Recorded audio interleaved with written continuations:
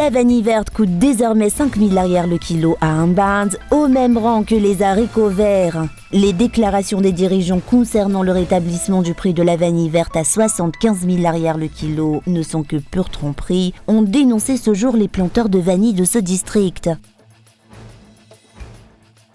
En un an, 181 véhicules ont été saisis par l'agence de recouvrement des avoirs illicites. 361 comptes bancaires ont été gelés et environ 6 milliards d'ariars ont été bloqués par cet organisme. La majeure partie de cette somme proviendrait de détournements de fonds publics. À la une de l'actualité internationale au Sénégal, une nouvelle personne a été tuée vendredi au Sénégal lors de heurts entre la police et les manifestants qui protestent contre la condamnation à 2 ans de prison ferme de l'opposant Ousmane Sonko. La veille, 9 personnes avaient été tuées dans des affrontements.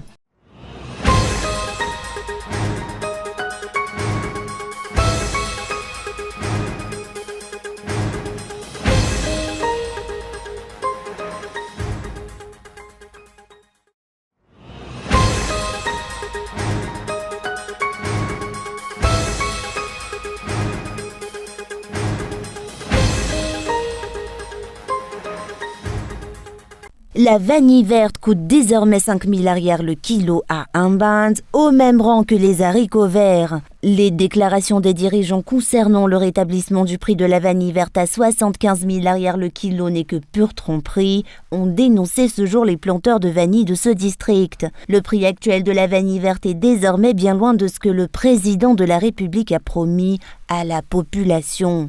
Les acteurs de cette filière, notamment les planteurs, subissent de nombreuses pertes financières. Or, ils doivent encore payer des gardiens de sécurité en charge de protéger leur vanille des voleurs. Raha mahakasiky la vanille moa ikoragnitsika eto amin'ny fokontany ambony Bilinta tena marary ny vahoaka. En ce qui concerne la situation de la filière vanille ici à Belint, la population en souffre. On nous a fait espérer que le prix de la vanille s'élèverait à environ 75 000 arrière le kilo, conformément à ce que nous a dit le président de la République. Or, la vanille verte est actuellement vendue à 2 000 arrière et à 5 000 arrière le kilo. Prix la vanille ndegny fagnazy 25 000, 10 000. Nous, la population de Belint, sommes dans une impasse. Nous ne savons plus quoi dire, vu que nous en sommes actuellement à emprunter du riz blanc pour subsister.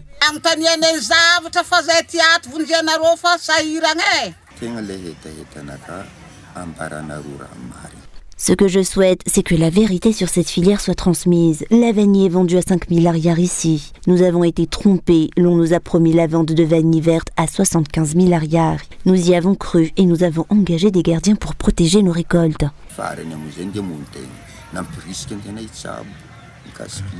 Le maire de la commune rurale de Dzangwa, dans le district d'Imbinds, a lancé un appel aux autorités compétentes pour la résolution du problème dont souffre actuellement la population locale.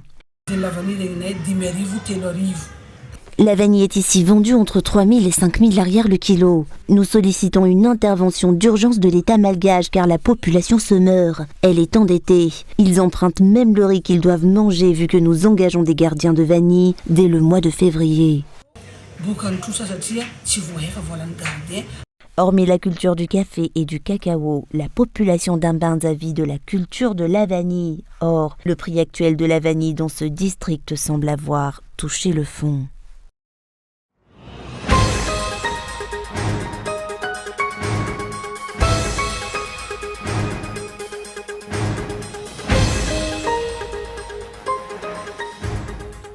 En un an, 185 véhicules ont été saisis par la RAI, l'agence de recouvrement des avoirs illicites, selon le rapport reçu ce jour. L'acquisition de ces voitures sont floues et douteuses, des cas de corruption, de détournement de fonds publics ou encore des cas de blanchiment d'argent sont suspectés. Les voitures saisies sont placées soit à Thomas, soit dans la capitale. 361 comptes bancaires ont aussi été gelés. Environ 6 milliards d'ariars ont été bloqués et la majeure partie de cette somme provient de détournement de fonds publics, selon le directeur général de la RAI.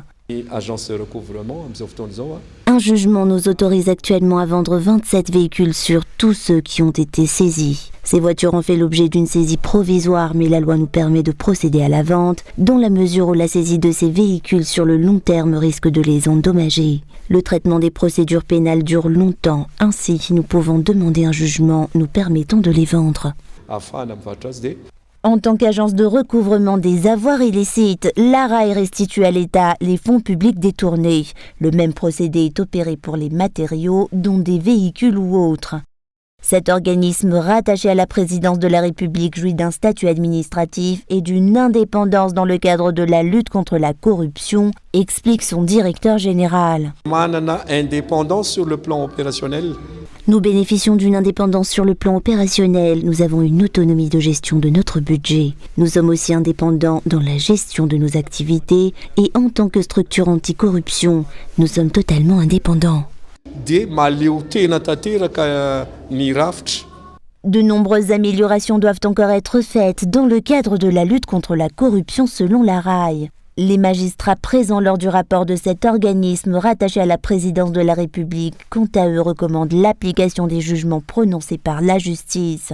84% des jugements rendus ne sont pas exécutés, ont-ils dénoncé ce jour. La perception d'avoirs illicites dont de l'argent est observée au niveau de la justice malgache, ont-ils déclaré.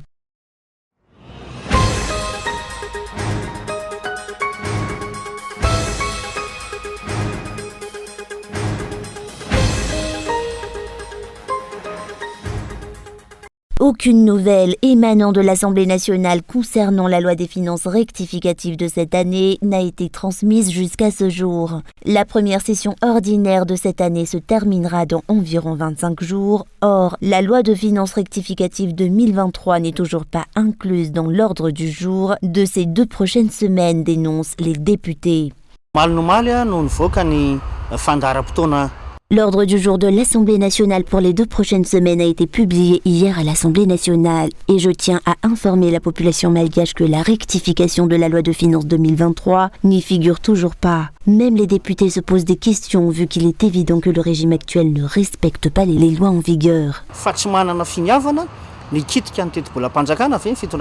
La rectification du budget alloué à la CENI pour la mise en œuvre des élections est pourtant attendue. La réduction du budget alloué à la présidence de la République pour financer les élections permettra d'organiser les élections de cette année, selon cet élu, mais cela requiert une réelle volonté de le faire. Si le régime actuel est réellement déterminé à mettre les élections en œuvre, il doit déployer tous les moyens pour fournir le budget nécessaire à la CENI pour la tenue des élections cette année.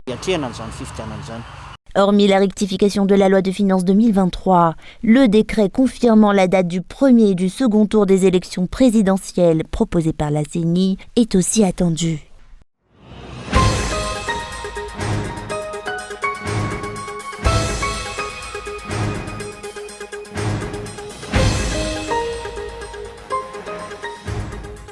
Cent personnes ont aujourd'hui bénéficié d'extraction dentaire au centre de santé Maminjaina 2 à un cas d'Njatombe et comme à chaque année, de nombreux enfants ont aussi bénéficié de circoncision gratuite. Une aide sociale régulière de la part du parti Malagas Mialamieng face à l'éloignement des centres de santé privés dans cette zone, rendant les soins médicaux, notamment les soins bucco-dentaires, inaccessibles à de nombreux habitants. Le centre de santé Maminjaina 2 à un cas d'Njatombe a été instauré par le MMM en ce sens pour venir en aide à la population.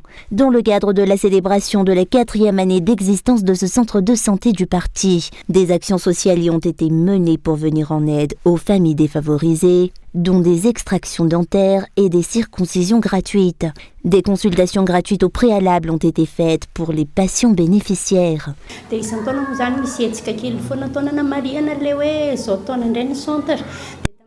actions sociales sont menées chaque année dans le cadre de la célébration de l'anniversaire du centre. Cette fois-ci, nous avons décidé de procéder à des extractions dentaires gratuites pour tous. Nous avons enregistré cette année environ 100 extractions dentaires et plus d'une dizaine de circoncisions gratuites.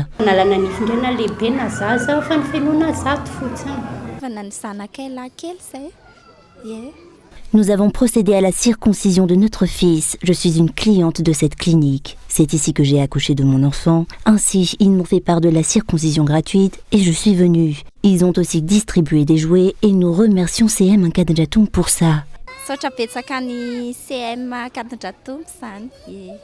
Le centre de santé Mamindraina 2 à Ankadanjatombo a été spécialement érigé par le parti politique Malagasy Miaramianga pour soutenir et soigner les familles en difficulté.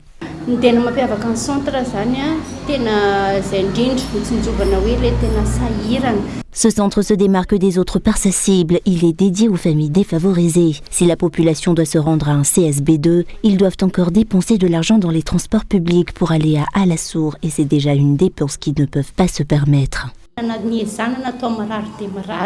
Le président national du parti Malagasy Miaramianga, Adonjiane Narvelo, a procédé ce jour à la visite de ce centre de santé privé du MMM. Une visite visant à recenser le matériel et les outils médicaux qui manquent à ce centre pour aider au mieux la population locale et pour leur fournir les meilleurs services possibles.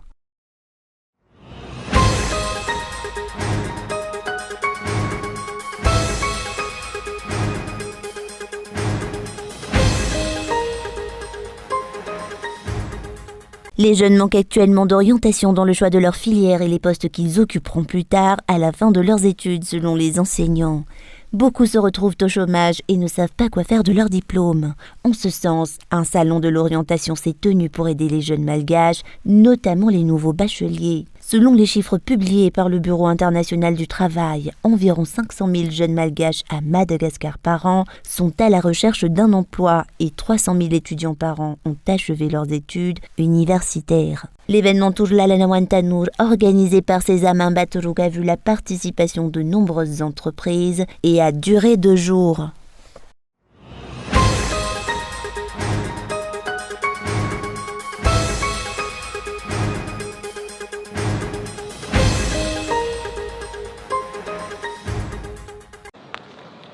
Comme dans plusieurs villes du pays, les manifestations ont continué vendredi au Sénégal. Mais elles semblent moins violentes que celles de la veille à Dakar, où l'armée a été déployée, à l'image de ce blindé stationné sur la place de l'Indépendance, au pied du palais présidentiel.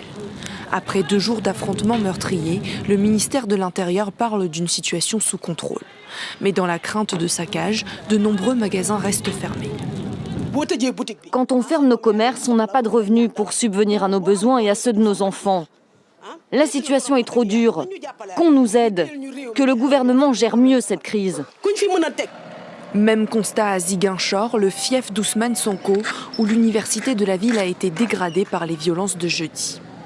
Le sentiment que j'ai aujourd'hui, c'est un sentiment d'extrême frustration et de désolation devant ce qui s'est passé ici au sein de cette institution publique de l'État du Sénégal qui appartient à l'université Assane Seck de Ziguinchor. Je demande au président Macky Sall de laisser Ousmane Sonko. Moi, mon candidat aux élections présidentielles de 2024, c'est Ousmane Sonko et personne d'autre. L'ONU, la CEDEAO et la France condamnent et appellent à cesser les violences. Ousmane Sonko, lui, se trouve toujours à son domicile à Dakar.